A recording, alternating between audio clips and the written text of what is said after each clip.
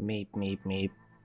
Hey, Edsel, dropping the word Warcraft. I better get comfortable because I'm going to be here for a while, but hopefully you guys won't.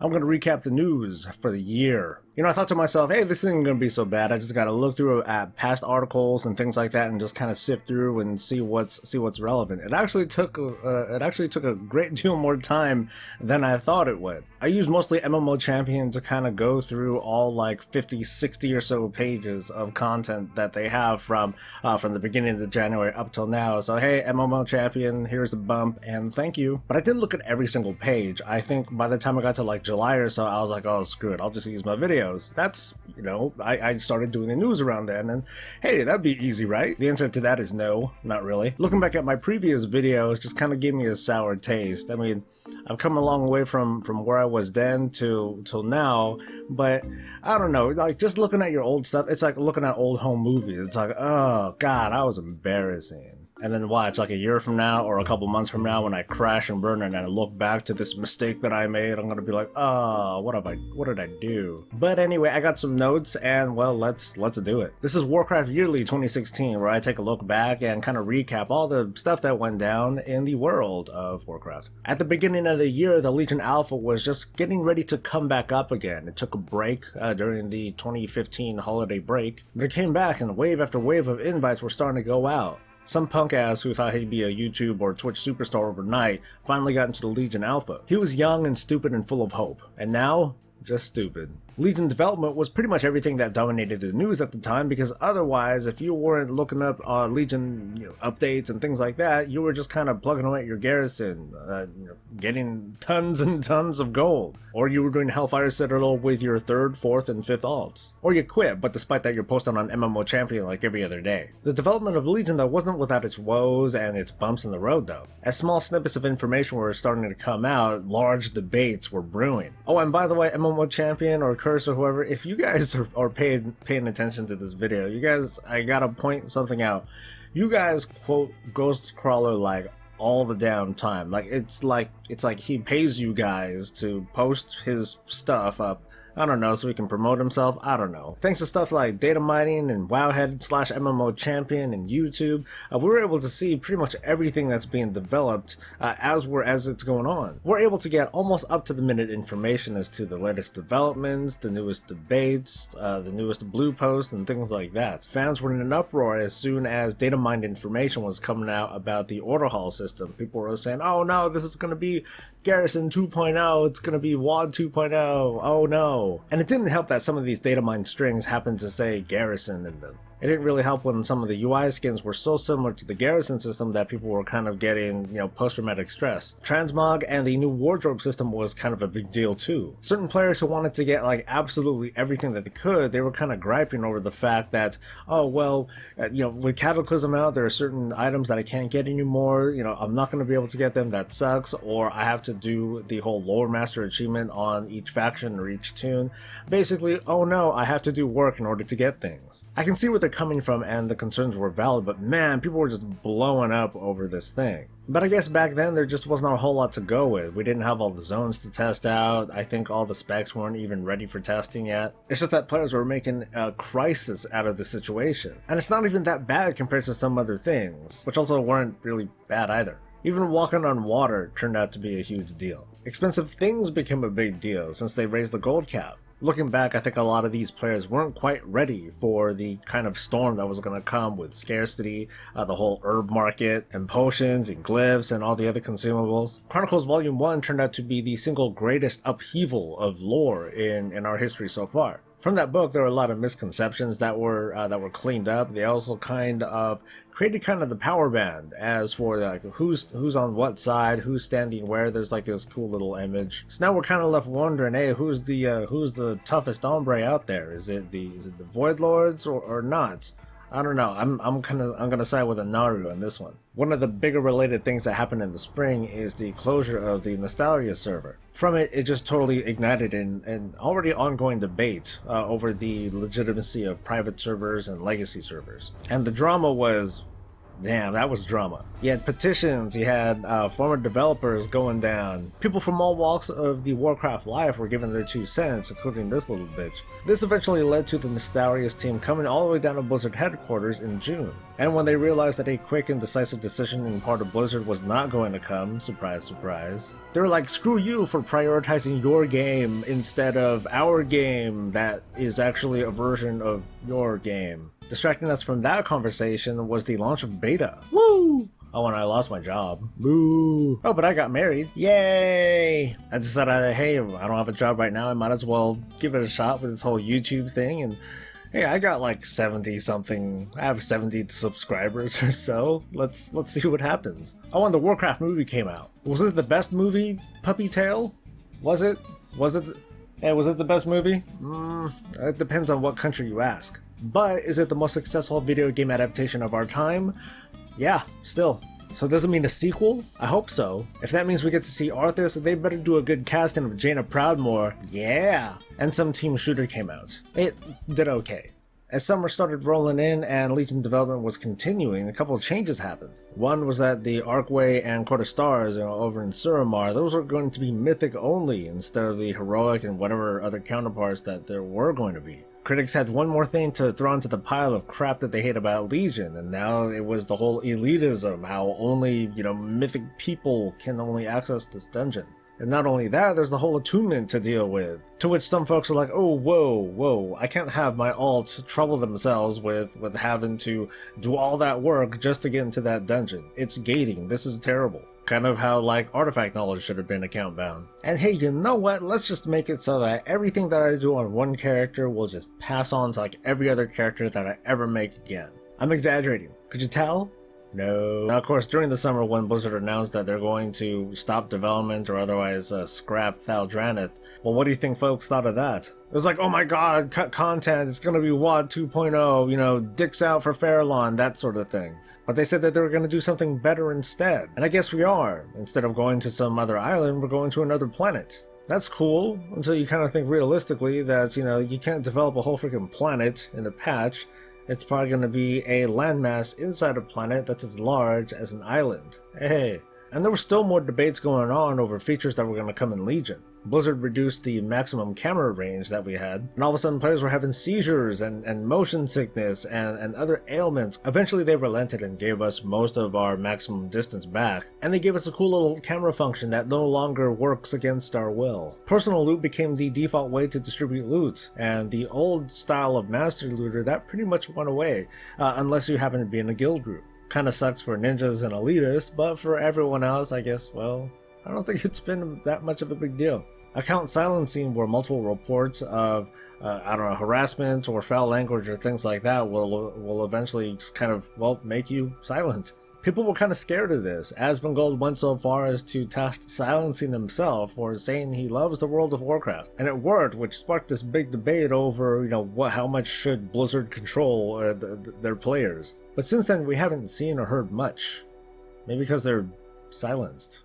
And it was around July when I decided, hey, you know what? Maybe this YouTube thing can kind of work. I had like 400 subscribers by this time, so that was probably a stupid ass decision. Oh yeah, I got 400 subscribers. Yeah, let's do this, man. Woo! Towards the end of summer, Gamescom was the thing that happened. What's crazy is that the 7.1 patch was announced and Legion isn't even out yet. They only talked that up a little bit, but I was pretty impressed that they're really stepping up on content delivery and trying to get more stuff out and trying to communicate to us just a little bit more. They also admitted to what we've been kind of thinking for like many years, that short expansions suck, that trying to push for that paradigm just really didn't work out. Hopefully with Blizzard embracing a paradigm of longer expansions and more spread out content, well, it'll turn out to be a good delivery for us. So here we are, the 7.0 patch is out and people are leveling the crap out of their characters by killing demons or AFKing next to demons. Demon hunters are jumping around all over the place, people are dying at the broken shore, like spaceships and laser beams and explosions. And then Legion finally came.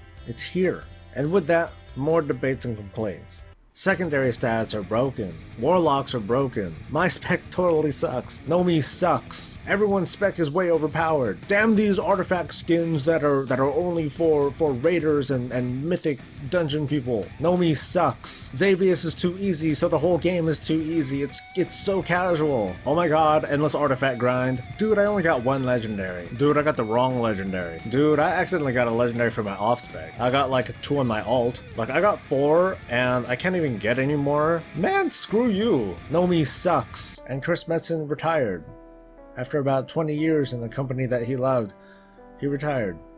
Hashtag Rocket Bear. And then 7.1 came out, along with Karazhan, with the Trial of Valor raid to come out a few weeks later, and the removal of the PvP prestige system, which was, well, it was kind of the point of that was kind of the point of most of these PvP changes, right? And then the long-awaited trip to BlizzCon. Yeah, I know I didn't do like a whole travel blog or, this is what I did. I did some post work, but I still had a great time. Lots of fun, hanging out with friends, chicken and waffles. I attempted to stream and the audio really sucked, but it was still a lot of fun to do. But it's when we started getting information about 7.15, 7.2, about flights, about going to Argus. Shortly after, I was able to hold my very first podcast with the guild, and share with all of you guys my celebration for 12 years of WoW and 9 years of my guild Prisoners of Warcraft, that not a lot of people watched. Legion's been out for a while. We had one major patch. We're going to have another systems patch coming in. For people who keep track of everything that goes on day by day, it's been a pretty long year for WoW and for Blizzard. For me, it might be a little bit longer. I'm logging in every day, seeing what's going on, checking out what kind of comments are and what kind of crap people are slinging at me. Of course, there's the good things too. The support and everything that you've shown me has been super appreciated. This past month has been kind of interesting because there hasn't been a lot going on. PTR builds were coming in pretty much every week, except for this week, and some of the old debates are still going on, like legacy servers and secondary stats and my class is broken and that sort of thing. But there's a lot of things that we left behind, like the whole concern about account silence, and the year goes on. We move on. A year ago, I was nothing. Today, I'm still barely anything, but it's thanks to your guys' subscriptions and comments and your guys' support that have helped me grow. I want to give a big shout out to MadSeasonShow for promoting my channel in one of his recent videos. So for everyone who's come here from MadSeasonShow's channel, thank you for coming, thank you for subscribing, and welcome. I also want to thank Asmongold for kind of calling out the community. Him talking about kind of the challenges that he faces and some of the other big YouTubers that have stopped doing WoW videos, it kind of triggered me a little bit. To me, it felt like a challenge to see if the YouTube community can come together a little bit better and try to consolidate its strength to get more perspectives out there, whether they're balanced or not, whether if they're like snarky or if they try their best to be even-handed. I also want to thank Taliesin Evitel for making such an incredible channel that has been able to enjoy a huge growth in the short time that it's been around. Their talent and quality, and the video that they pointed out to me a little bit earlier where they collaborated with some other YouTubers, along with being very impressive, it showed me that this works. This is doable because, to be honest, I've kind of had my head in the sand with my own work and I haven't really seen what else is out there. So here's some things to look forward to in 2017. 7.15 is coming. 7.2 is on the super distant but kind of visible horizon. We might be able to trade in WoW tokens for BattleNet balance. Okay, maybe that's something to look forward to. And I'm going to keep doing this for as long as I can sustain it. You're going to get news, updates, analyses, video essays, failed attempts at humor, Taylor Swift stuff. There's not enough Taylor Swift stuff. I'm so sorry for disappointing you guys. And Taylor Swift, if you're watching. She's not watching. Guides like peppered here and there. A monthly Powcast. I'm also going to do a kind of staggered, inconsistent release that I call Prisoner of Warcraft. It's going to be a personal story about, it's going to be about me. I'm going to share some of the experiences that I've had as a 12-year veteran of the world of Warcraft and, kind of the stories that I've told, the people that I've met, and the life that has definitely changed thanks to a video game. Once again, thanks to the likes of MadSeasonShow and Asmongold and Taliesin Evitel, I'm going to try and showcase YouTubers that you guys suggest for me, and from that I'm going to look for the ones that seem interesting and fun, ones that might align to my kind of thinking, or ones that challenge my thinking. Those are things that I'd like to talk about too. As we say goodbye to 2016 and some of the vitriol and craziness and upheaval that's gone on, not just in the world of Warcraft, but in the world itself. I know it can be a little bit hard to come away with a positive message to make you guys feel hopeful for the future. I guess the best thing that I can say is like too practical and boring. You know, actually I take that back. There is something that I can say. I'm a very, very different person than I was a year ago, and I don't regret it. I'll never regret it. I guess I want to tell you folks at home that it's okay to try something new that you've never done before, that you've thought that could never happen. Like if you have a passion that you think that you could be good at, but you're not sure, you have doubts, there's really only one way to find out, and that's just to dive in and try it. Even if it's hard, even if it creates like a certain hardship or a strain on your life, you're probably you will regret not doing it. Someday I'm going to look back and I might think of this as a mistake or the start of something incredible that I've created for myself. I remember early on someone private messaged me over on YouTube and they talked about collaborating with me, and I was like, oh, okay, cool, let me see your stuff. And this person's like, oh, well, I don't have anything yet. So my reply to that was, hey, you know what, that's cool. Why don't you set up your channel, try to get started and kind of get into the groove of, you know, what kind of personality are you over on YouTube or on Twitch or whatever platform that you're going to do. Once you do that, get in touch with me. We can see how we can possibly work together. And if it looks like we can sync up somehow, then let's do it. So that was 6 months ago, and I haven't heard from this person since. I don't know if they are actually starting and, you know, they're still working on it and then they're waiting till to get back to me, or if they did do it and all of a sudden they're like super famous and they're like, screw this old Brezzy guy, whatever. Or this person gave up. He just forgot about it, or something came up, or he didn't think that he could do it. I'm not going to tell you guys you can just do anything you want, but I'll tell you that you should try. So give yourself a little tiny New Year's resolution this year and tell yourself to try something new. A hobby or a career or a game, just something that, you know, is kind of on the back of your mind, but you're kind of like, oh, I don't know if I should. You know what? Screw it. Just try it out. And that way you can tell the tale about how it was a terrible experience and you're never going to do it again. So anyway, I think I've clocked well over an hour of me just kind of sitting here and talking, and I'm probably going to shave this down to like a 10-minute video. Hooray. I hope you guys have a very, very good New Year's. I'll try to have something out on Monday, but no guarantees. I might still be out and about or doing things. But I'm going to look forward to every experience that I have with you guys. It's been a pretty fun ride so far, so I'm going to keep riding this until the wheels fall off, know what I mean? But it's time for me to head out. Stay safe, have a happy New Year, and stay breezy. And stay breezy, he said.